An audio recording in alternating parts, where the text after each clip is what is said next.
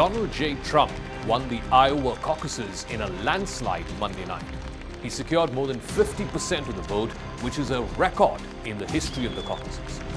Governor Ron DeSantis of Florida secured a critical but distant second-place finish. He got a little over the fifth of the vote. This in a state in which he had invested heavily in his political future. Nikki Haley, the former governor of South Carolina, came in a disappointing third place, just behind DeSantis, but far below expectations. She also polled a little under a fifth of the vote. Her final tally showed that the hype around her campaign, particularly in the last few weeks, could not survive an extremely conservative electorate in Iowa. Trump won even in Iowa's bastions. College-educated Republicans around Des Moines, the capital, and also in Iowa City, the second biggest city in the state. These were areas where Nikki Haley was expected to dominate.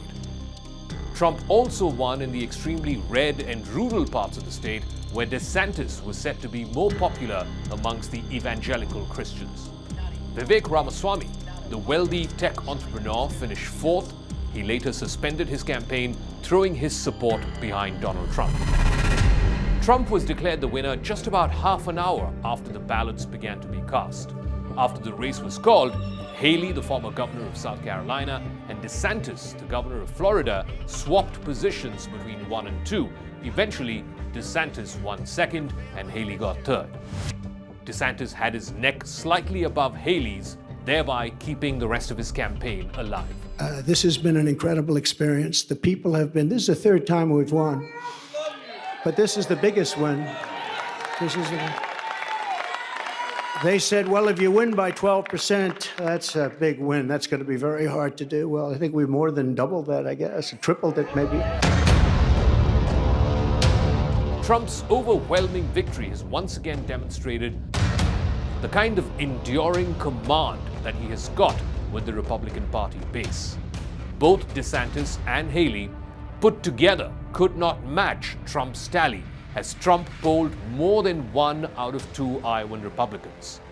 But for DeSantis and Haley, their close finish gave both of them a rationale for continuing with their campaigns. The fact that both of them will continue through onto New Hampshire and then South Carolina, that only is going to likely help Trump. The contest now turns to New Hampshire. It's a much more moderate state, both in temperature as well as in temperament. Polls in New Hampshire show Nikki Haley leading Trump, but a lot can change in a week. After so many months of attacks between her and DeSantis, the old political trope held true in Iowa. In 2024, there are 3 tickets out of Iowa: Trump, DeSantis, and Haley, although Trump has ridden away in a bullet train.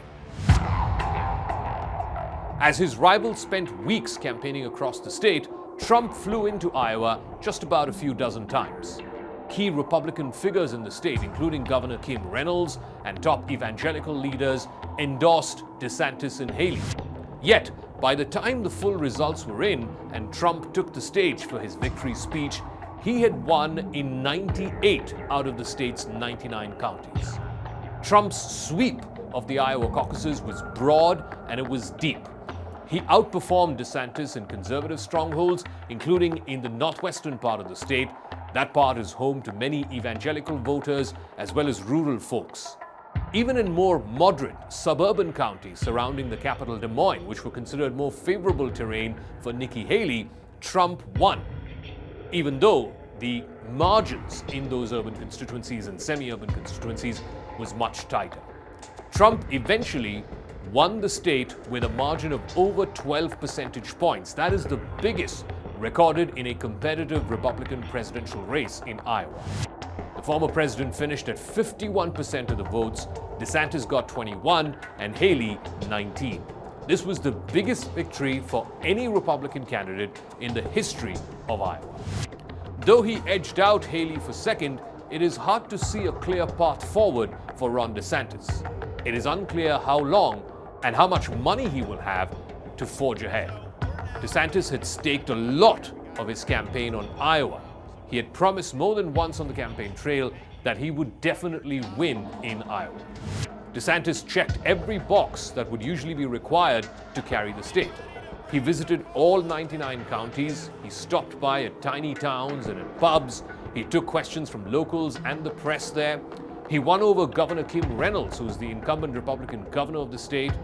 His super PAC, in fact, spent tens of millions of dollars on a door-knocking program that was unmatched by any of its rivals. They were writing our obituary months ago.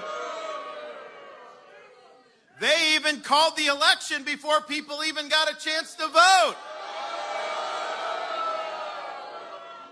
But they were just so excited about the fact that they were predicting that we wouldn't be able to get our ticket punched here out of Iowa. But I can tell you, because of your support, in spite of all of that they threw at us, everyone against us, we've got our ticket punched out of Iowa. He tried to run to the right of Donald Trump. He portrayed Trump as not being conservative enough. And that strategy of Ron DeSantis failed in Iowa. There were simply not enough Republicans who wanted to move on from Trump or who thought that anyone could be further right of Trump. In fact, as this campaign rolls on, DeSantis will now face much more moderate voters in the next state, New Hampshire. And in that state, he is polling sometimes in third and sometimes even in fourth place and is expected to lose pretty. The person who finished third, Nikki Haley, for most of the past year, she was polling single digits in Iowa. She had very little money and very little field organization. Nikki Haley finished closely behind DeSantis, just a little under the fifth of the vote. She consolidated the party's marginalized anti-Trump bloc. She cobbled together a coalition of college-educated Republicans, independents, and even some Democrats who were living in urban and suburban areas. She slaughtered DeSantis on television during the debates. Her super PAC ended up spending more than $20 million on attack ads against DeSantis.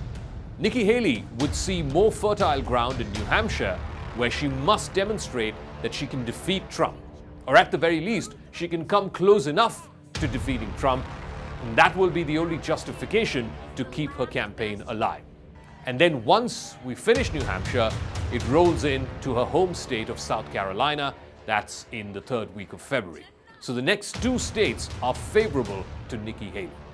One critical factor for why she's done so well is that she's the only Republican in the field who's a woman, and she's taken a very strident position on abortion rights. She has outright rejected the Supreme Court turning down what was a long-standing and historic verdict for women's rights in Roe v. Wade. Our campaign is the last best hope of stopping the Trump-Biden nightmare. But it's more than that. Republicans have lost the popular vote in 7 of the last 8 presidential elections. That's nothing to be proud of. We should want to earn the support of a majority of Americans.